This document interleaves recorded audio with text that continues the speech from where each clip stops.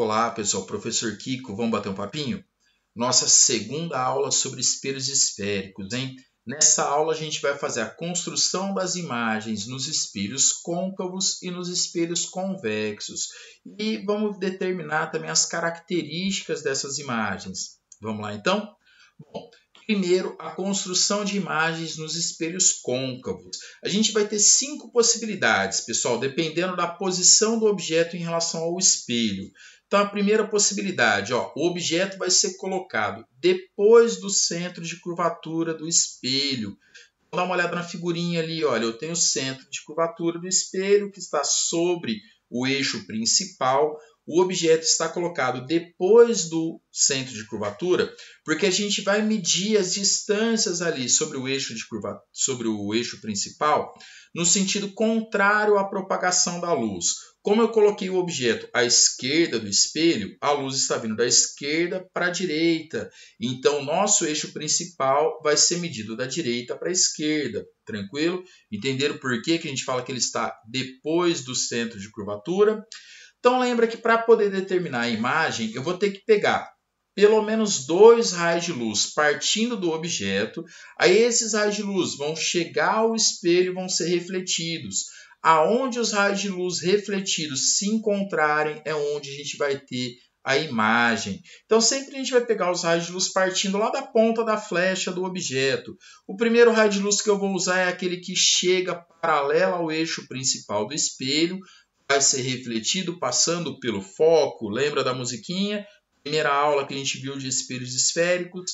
Segundo raio de luz que eu vou escolher, olha, ele chega passando pelo foco, então ele vai ser refletido paralelamente ao eixo principal.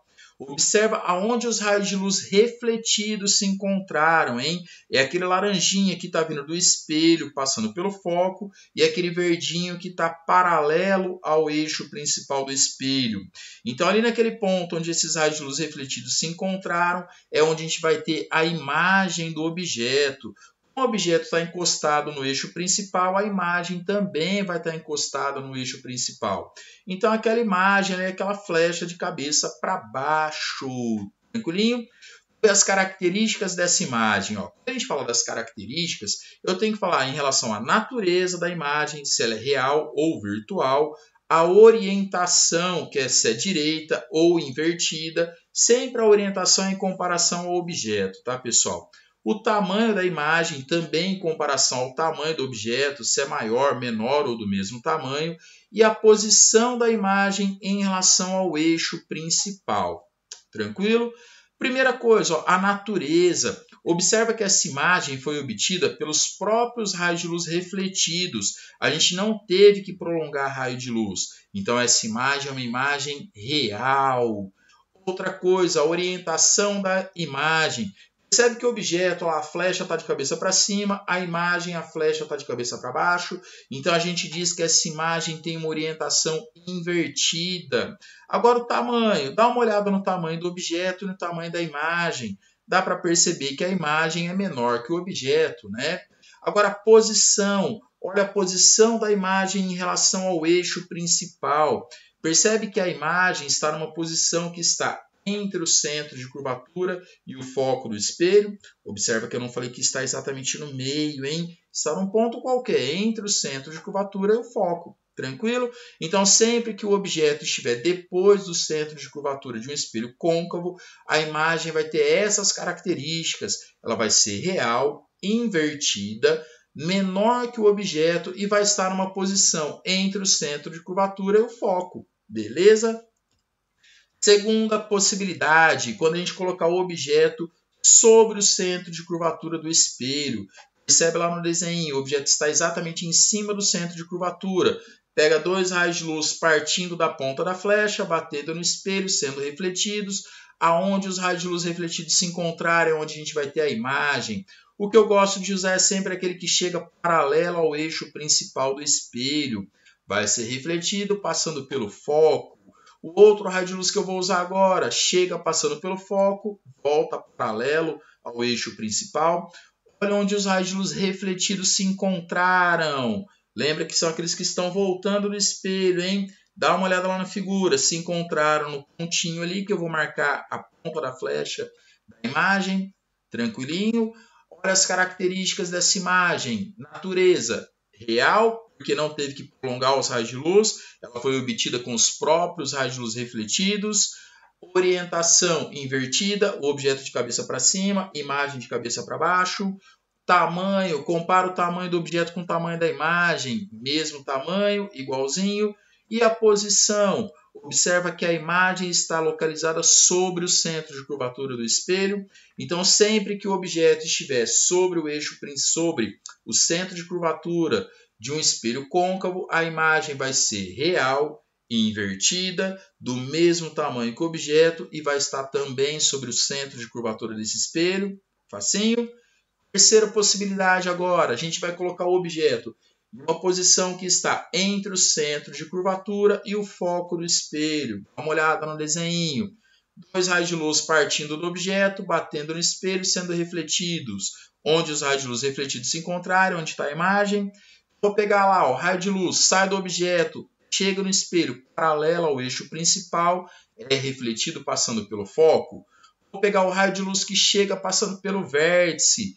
Lembra que quando ele chega passando pelo vértice, ele vai ser refletido numa direção que é simétrica em relação ao eixo principal. Então, eu teria que medir o ângulo ali entre o raio de luz que chega no espelho e o eixo principal. Como eu estou no papel quadriculado, fica até fácil, né? Então, aquele raio de luz ali, olha, chega no vértice, é refletido simetricamente em relação ao eixo principal.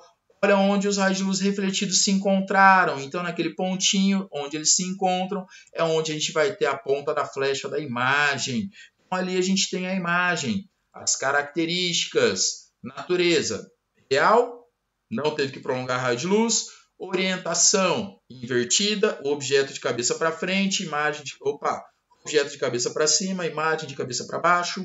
Tamanho, compara o tamanho do objeto com o tamanho da imagem. Dá para perceber que a imagem é maior que o objeto, né? E a posição, percebe que essa imagem vai estar depois do centro de curvatura do espelho. Então, sempre que um objeto estiver entre o centro de curvatura e o foco do espelho côncavo, a imagem vai ser real, vai ser invertida, maior que o objeto e vai estar numa posição depois do centro de curvatura desse espelho. Facinho? Quarta posição agora, quero colocar o objeto sobre o foco desse espelho. Eu ia falar sobre o centro de curvatura, já foi, né? Então está lá sobre o foco do espelho, dá uma olhada no desenho. Dois raios de luz partindo da ponta da flecha, que é o objeto. Escolher aquele que chega paralelo ao eixo principal, vai ser refletido passando pelo foco. O outro lá, ó, chega pelo vértice, vai ser refletido simetricamente em relação ao eixo principal. Dá uma observada ali, ó, esses raios de luz, consegue perceber que eles são paralelos? Se eu prolongar, eles não vão se encontrar nunca, certo? Como esses raios de luz são paralelos, eles não se encontram, a gente não vai ter a imagem. Então, a gente diz que essa imagem é imprópria. Na verdade, a imagem nem vai existir, né, galera? Facinho? Então, sempre que o objeto estiver sobre o foco de um espelho côncavo, a imagem vai ser imprópria, não vai se ver a imagem. Sussa? Quinta posição, última possibilidade. Agora eu vou colocar o objeto numa posição que está entre o foco e o vértice desse espelho. Dois raios de luz partindo lá da ponta da flecha, que é o objeto. Chega paralelo, volta pelo foco. Chega no vértice, é refletido simetricamente em relação ao eixo principal. Olha esses raios de luz refletidos ali na frente do espelho. Consegue perceber que eles estão se distanciando, estão se afastando? Então significa que eles não são paralelos, eles vão se encontrar em algum lugar. Se eu prolongar esses raios de luz lá atrás do espelho, lembra que a luz não atravessa o espelho, ela bate e volta. Então, quando eu faço o prolongamento dos raios de luz, eu faço uma linha pontilhada. Então, pontilhei aquele raio de luz que sai do espelho, é refletido, né? Do espelho pelo foco. O outro lá, que está voltando do espelho, passando pelo vértice. Prolonguei esse raio de luz. Observa que eles vão se encontrar naquele ponto. Ali a gente vai ter a imagem formada. Então, as características dessa imagem. Natureza virtual, porque teve que prolongar os raios de luz. Orientação Observe que o objeto está de cabeça para cima, a imagem também está com a flecha para cima, então é uma orientação direita. Tem gente que também fala que é direta, tá, pessoal? Tamanho, compara o tamanho da imagem com o tamanho do objeto. Dá para perceber que a imagem é maior que o objeto, né? E a posição? Essa imagem está atrás do espelho. Tranquilinho? Então essas são as 5 possibilidades que a gente tem para os espelhos côncavos. Sempre que o objeto estiver então entre o foco e o vértice do espelho, observa que a imagem vai ser virtual, direita, maior que o objeto e vai estar atrás do espelho. É legal guardar essas características para essas 5 posições, hein, pessoal? E ver as aplicações disso daí. Para que serve, por exemplo, um espelho côncavo? Quando eu quero ver a imagem ampliada e direita, aonde que o objeto tem que ser colocado? Por exemplo, lá o caso do espelho do dentista, quando ele coloca aquele espelhinho dentro da nossa boca para ver o dente. Ele quer que a imagem seja ampliada e seja direita. Então, nosso dente, que é o objeto, vai ter que estar numa posição entre o foco e o vértice do espelho. Tranquilo? Agora, para espelho convexo. Para espelho convexo só tem uma possibilidade. A gente colocar o objeto na frente do espelho. Como o foco e o centro de curvatura do espelho convexo estão atrás do espelho, não tem como eu colocar o objeto depois do centro de curvatura, ou entre o centro de curvatura e o foco, ou entre o foco e o vértice, porque o objeto estaria atrás do espelho e o espelho não ia refletir a imagem. Tranquilo? Então, por isso que a gente só tem uma possibilidade para espelho convexo. Então dá uma olhada lá no desenho. Olha, eu vou pegar 2 raios de luz partindo da ponta da flecha, que é o objeto, incidindo no espelho e sendo refletidos. Aonde os raios de luz refletidos se encontrarem, lembra que é onde vai se encontrar a imagem. Tranquilo?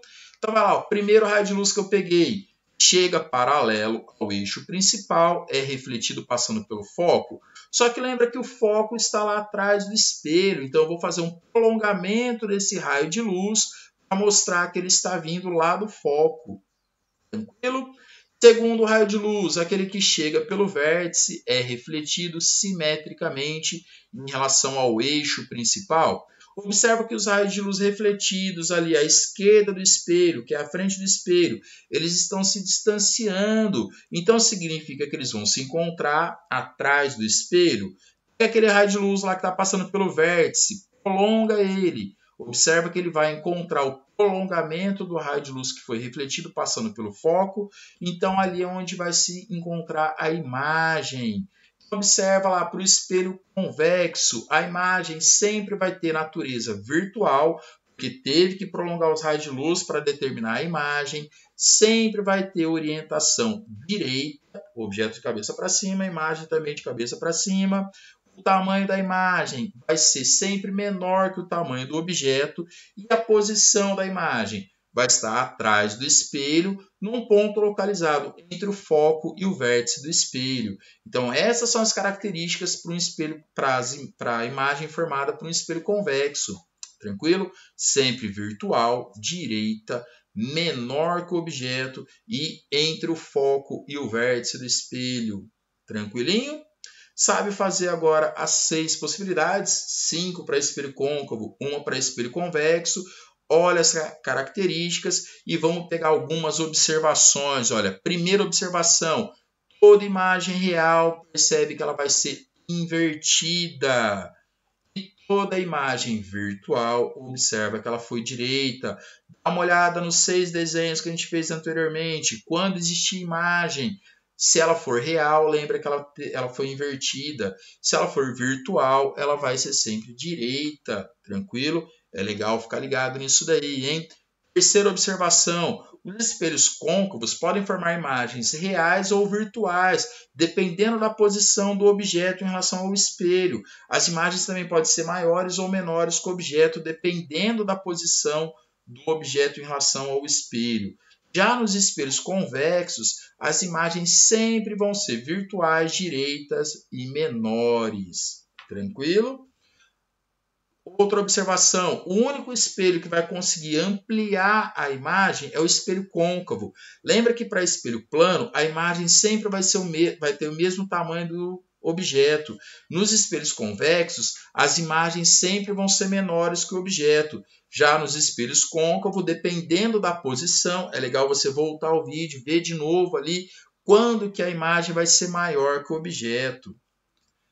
Outra observação, no espelho côncavo formar uma imagem ampliada e direita, lembra que o objeto tem que estar entre o foco e o vértice do espelho. É aquele exemplo que eu falei do dentista, né? Do espelho do dentista.